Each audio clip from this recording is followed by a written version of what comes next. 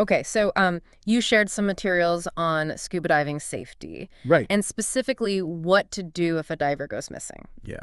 And we're going to dive deep, no pun intended, on this Yeah, yeah. because it's one thing to know the steps, Right. but like understanding the why behind them, Hmm. that's what can make all the difference in a high pressure situation. Absolutely. Yeah. We're talking about those critical moments where having a clear head and a plan of action can truly be the difference between, a happy ending and a tragedy. Exactly.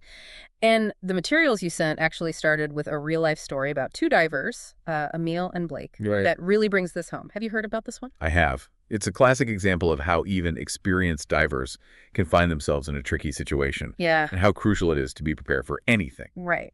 So the story goes they're on a dive, and at some point, Blake signals that he's low on air. Hmm. Now, this is where things could have spiraled. Right. But what impressed me was Emil's response. He immediately went into problem-solving mode. That calm under pressure is crucial because in that moment, your brain is screaming emergency, but you have to override that and think clearly. Totally. And the materials emphasize just how critical those first few minutes are. Yeah. 6 minutes without oxygen underwater. That's a terrifying thought. It is. And that's why understanding the why behind each step of the action plan is so important. It's not just about memorizing a list. Yeah. It's about internalizing those actions so that even under stress, Right. you know exactly what to do. Okay, so let's talk about that action plan.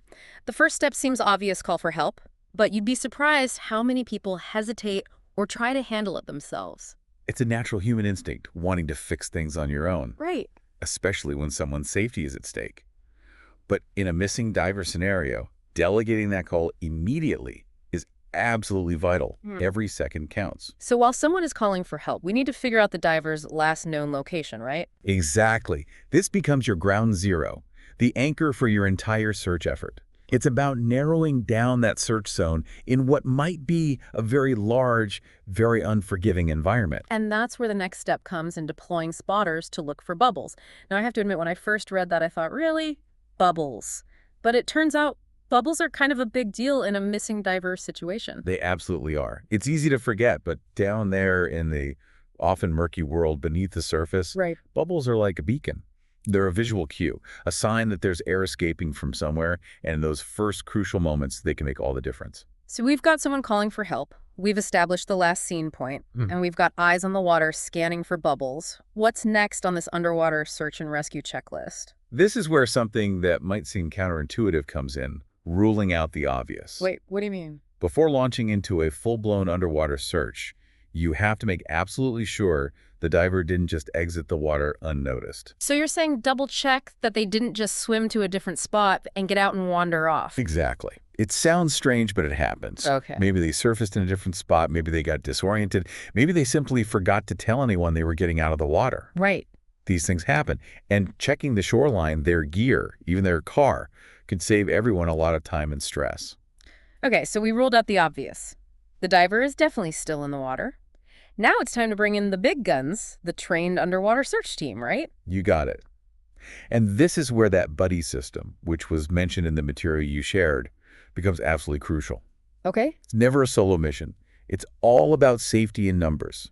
Especially in a high-stress situation like this, 2 sets of eyes are better than 1, and having that backup can be a lifesaver, literally. Plus, the buddy system isn't just about having someone there in case of an emergency. It's about communication redundancy and mutual support throughout the entire dive. That makes sense. So once you've got your search team assembled, how do they even begin to look for a missing diver? I mean, it's not like there's a giant lost and found down there. Right, and that's where these search patterns come in.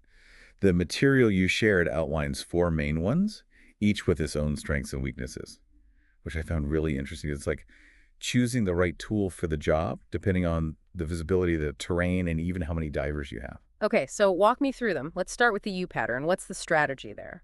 The U pattern is all about systematic coverage. It's like mowing the lawn underwater. Each diver or team swims in a straight line, then turns and comes back parallel to their original path, forming that U shape. It's especially effective when you have multiple teams as they can cover a wider area more quickly. So it's about speed and efficiency. Makes sense. What about the expanding square? That one sounds a bit more methodical. It is. And it's a good choice when visibility is poor and you're working with a single search team. Imagine you're standing on the edge of a giant underwater field. You'd start by searching a small circle around yourself, then gradually spiral outwards, widening that circle until you've covered the entire area. It's meticulous, but in low visibility conditions, it can be the most thorough approach. So a trade-off between speed and thoroughness, depending on the situation. Okay, what about the jackstay search? That one sounds kind of technical. It is a bit more involved. Yep. The jackstay search requires setting up a fixed line. The jackstay along the bottom, usually anchored to something solid. Divers then use this line as a reference to maintain a precise search pattern moving along it like beads on a string. So it's all about precision, not necessarily speed. When would this type of search be most effective? It's really best suited for relatively flat, unobstructed areas. Think of a sandy bottom with not a lot of coral or rocks. In those environments where visibility might be limited and you need to be absolutely sure you've covered every inch, the jackstay search can be invaluable. Got it. Okay, last but not least, we've got the surface-led search. What's the strategy here? The surface-led search is like a well-choreographed dance between the surface team and the divers below. Imagine you've got a boat with a good vantage point of the water. They're in constant communication with the divers, directing their movements almost like a human sonar grid. It's particularly effective for larger, more complex areas where you need that top-down coordination. It sounds almost like air traffic control, but for divers. Yeah. So we've got all these different search patterns, each with its own strengths and weaknesses. Yeah. But no matter which one you choose, there's one thing that's always paramount: rescuer safety. Absolutely. And this is something that's highlighted throughout the materials you shared. You can't help anyone if you become a casualty yourself. Rescuers need to stay aware of their own air supply, their depth, and resist the urge to push their own limits in the heat of the moment. It's like the old saying, put on your own oxygen mask first. But I imagine that's easier said than done when you're dealing with the stress of a missing diver. Yeah. It absolutely is. That's why training is so crucial.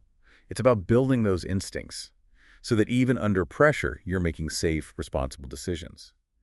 And one of the key things to remember is that stress can actually increase the risk of decompression sickness, even if divers are staying within their no decompression limits. Really? I wouldn't have thought about that. Why is that? Well, when we're stressed, our bodies go into fight or flight mode, our heart rate increases, our breathing becomes more rapid, and our blood flow changes. All of this can affect how our bodies absorb and release nitrogen, which is what causes decompression sickness. So even if you're technically staying within safe limits, the stress of the situation can make you more susceptible to decompression sickness. That's wild. It is. And it highlights just how important it is for rescue divers to be aware of their own physical and mental state. This isn't just about finding the missing diver, it's about everyone returning home safely. Which brings us back to Emil and Blake. Despite the stressful situation, they both made it back to shore. Okay. They did. But it sounds like they learned some hard lessons that day. What stood out to you about their experience? What struck me most was their realization that having multiple rescuers would have made a huge difference. Remember, Blake ended up exhausted and low on air. Yeah. It was Emil, his buddy, who helped him get back safely. They were lucky Emil was able to manage the situation, but it could have easily gone the other way. That makes sense. More hands on deck, especially in a situation like that, would have been invaluable. Exactly. The materials even mention that having multiple rescuers allows for better task management. One person can focus on the search, another on communication with the surface, and another on ensuring everyone's safety. It's like that saying, teamwork makes the dream work. Or in this case, teamwork might just save a life. Exactly. And their story highlights another crucial point about prevention. The materials you shared emphasized how important it is to be proactive about safety checking weather reports, not pushing your limits, and knowing when to call it a day if conditions are getting dicey. So it's about being your own advocate for safety, even if it means cutting a dive short. It's easy to get caught up in the excitement of being underwater, but pushing your limits or ignoring those warning signs can have serious consequences. Absolutely. And that's where those pre-dive checks and the buddy system come in again. It's about open communication, making sure everyone is on the same page, and being comfortable speaking up if something doesn't feel right. Because prevention is always better than a rescue. That's such an important point. We spent this whole time talking about what to do when a diver goes missing, but you're right, it all comes back to prevention. So for all you divers out there, what are some key takeaways when it comes to preventing these situations in the first place?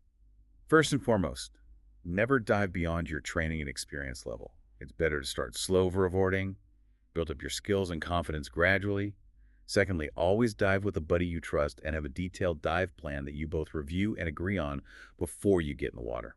And don't forget that essential pre-dive safety check. I know it can seem tedious, but it's there for a reason. Absolutely. It only takes a few minutes and it can make all the difference.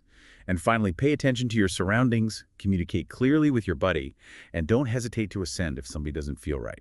Your safety is always the top priority. I love that your safety is the top priority. It's a simple message, but it's so important. Well, I think this has been an incredibly insightful deep dive. We've covered a lot of ground from those heart-stopping initial moments of realizing a diver is missing to the importance of a clear action plan, the different search patterns, and of course the crucial role of prevention. It's been a pleasure sharing this information with you. Oh, Knowledge truly is power, especially when it comes to something as potentially risky as diving. couldn't agree more. Until next time, dive safe, everyone.